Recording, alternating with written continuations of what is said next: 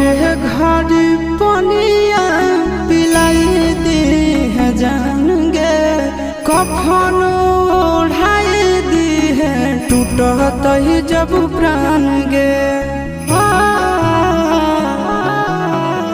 मोरे घड़ी पनिया पिलाई दी है जान गे, कफन ओढ़ाई दी है टूटत ही जब प्राण गे। हगे हमारा से तोरा जाती प्यार होता भेंट साक्षात कर लगे। हगे सोनाया गावा हो भर